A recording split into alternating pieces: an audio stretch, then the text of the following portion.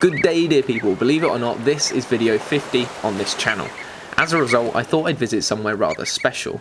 Thankfully it really delivered, but not in the way I was planning. At the end of this video I'm going to include something a little bit different, so make sure you stick around until the end, but in the meantime here's episode 21 of Out and About.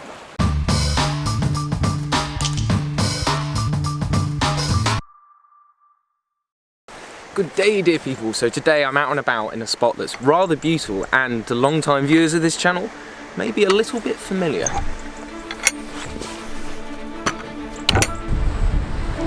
So for those of you who haven't already figured it out, for my 50th video I decided to return to the location of the very first video I uploaded to this channel. It's a small and isolated beach in Pembrokeshire, Wales. When I last visited 3 years ago, I think it's fair to say that the weather was pretty much awful, though I did manage to catch a distant glimpse of a seal a few times. However, this time the weather was being, well, a lot less typically Welsh.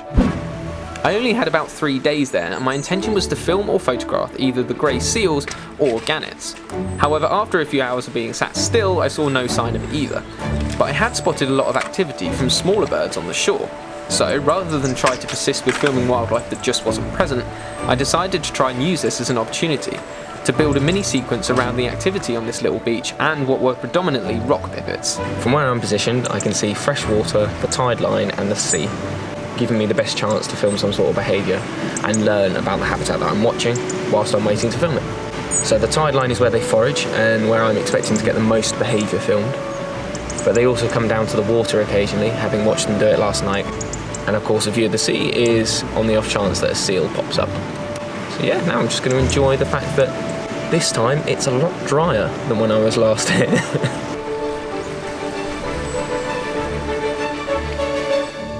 By the end of day one I'd managed to film a fair bit of rock pipit activity, though I still had it in mind that I wanted to find and at least get a clip of either gannets or seals. I decided I could take at least one day out to do this, so on day 2 I headed to a different location in order to find them. So, some of the more eagle-eyed viewers watching will realise that the location hasn't really changed from when I last said I was going to be going to try and photograph gannets and seals. That's because there aren't really any beaches that I can get low and close to seals in the way that I'd want to without disturbing them or without serious risk to myself. And I'm too late for gannets. Basically I didn't do my research like I always say you should and like I always try to do. But it's no big loss because this spot was really good for rock pipits and I've seen some of the footage back and it's made me really want to go full on with this sequence. And I'm going to start by using my GoPro in a way that could be considered a little risky. Basically, I'm going to try and get a time lapse of the tide coming in using this GoPro by wedging it under a rock, setting it recording and allowing the sea to cover it. I'm a little bit nervous about doing this, but I guess there's only one way to find out if this will work or not. Ooh, there's a grey seal. I am also aware it's coming up to pupping, which I was hoping to obviously get. So all the time that I'm spending around here, if I see a seal that's showing any interest in coming onto land, I'm literally just going to scarp her at the nearest opportunity because it's just not worth it. Anyway. Let's get this in its place. As it turns out, wedging the GoPro in the rocks was actually a lot trickier than first thought. In order to get the kind of time-lapse I wanted, I had to place it just in front of the water because the battery would only last 2 or 3 hours max, and I wanted to capture the most underwater footage possible. This was tricky though because it meant every time I picked a location I had to race the rising tide in order to get it secure enough for me to be happy leaving it to the mercy of the sea. Right. So what happened there, because I was nearly done, but then I snapped the legs off. So I need to try again. Another set of rocks. Ugh. After 3 or 4 attempts, I managed to get it in a position I was reasonably comfortable with, and retreated back to dry land to film the rest of the sequence as the tide came in.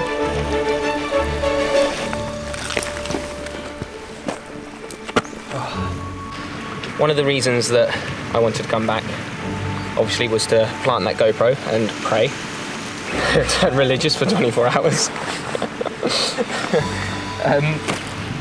The other was to get a different angle.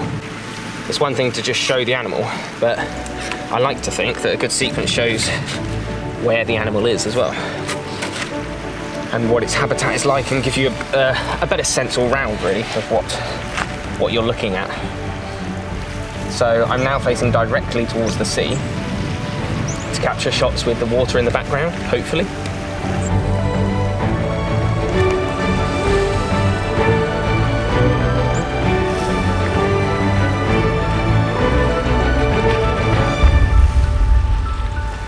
I think we often get bogged down with chasing experiences with textbook versions of interesting wildlife, rare wildlife, or wildlife that we just haven't seen before, which is completely understandable and amazing, and I love doing that like anyone else. But sometimes if you just enjoy the wildlife that's coming up to you, the wildlife that's close, then you can get very similar levels of enjoyment and joy.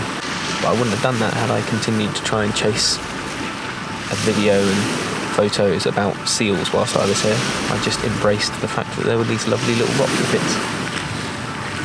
And I'm very glad I did.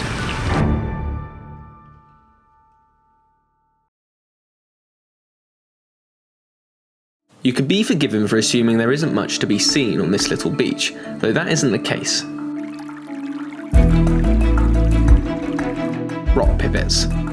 These charismatic little birds spend the majority of their day in this well-hidden cove, as it seems to offer everything they need.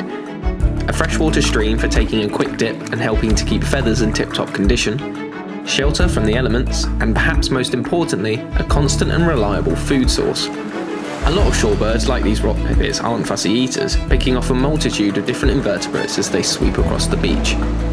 They're often joined by turnstones, wagtails and gulls, to name just a few. And the best prizes can be found along the tide line, in amongst the washed up seaweed. This seaweed is a clue as to why there is such an abundance of life here. The oceanic debris that the receding tide leaves behind is full of potential meals, a lot of which is on the menu for birds like rock pipits and turnstones, though it's not just on land where the changing tides help to support life. Over several hours as the waters slowly rise, life beneath the waves is granted access to this all-you-can-eat buffet. Invertebrates and other tasty morsels are churned up by the waves and quickly hoovered up by small fish. It's not long until bigger fish are attracted to the party, and eventually large predators like this grey seal can't ignore the concentration of potential food on offer. Though for some animals on the beach, a rising tide is something to be feared. Amphipods feed on the washed up seaweed and often fall victim to a foraging rock pipit. However, being swallowed up by the waves leaves them vulnerable to far more predators, so these tiny little creatures try to outrun them. A seemingly impossible task. Luckily though, they have a trick up their sleeve. They jump.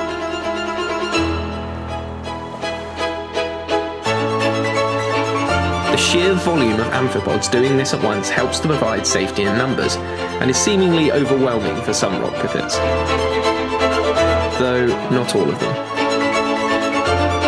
The ocean's rising and falling tides help to provide a vital supply of nutrients to this ecosystem. A constant cycle that never stops, which keeps this little beach and many others like it brimming with life. Usually that's where I'd leave it, but making videos showing people how much there is to discover and admire within the natural world is something that I've really fallen in love with. Over the last few years, I've been lucky enough to experience so many things that I previously thought would take a lifetime. Not to mention managing to share many of these experiences and a few laughs with some brilliantly talented and lovely people along the way. And it's not lost on me that a lot of this is down to you. The people who watch, share and like the videos, and especially patrons of this channel.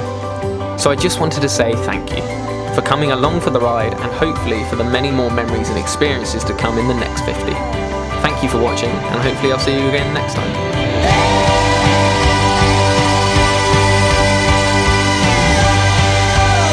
We've literally just seen 2 badgers.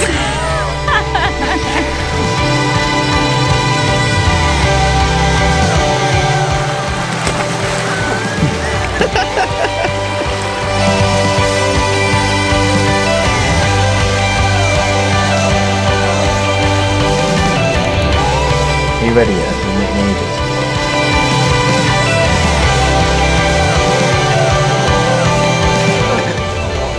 You done?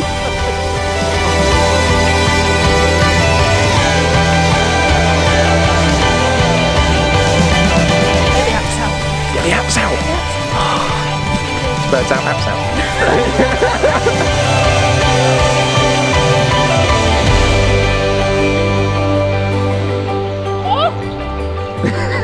Oh, it's good. I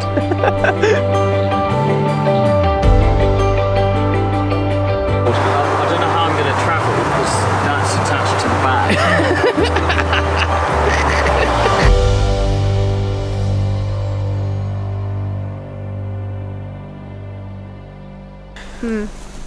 That's all.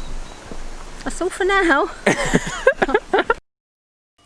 She's going to be filming me a lot of the time in return for me taking her around. Change though, can't it? Oh, sorry. She's going to be filming me a lot of the time in stand out of shot.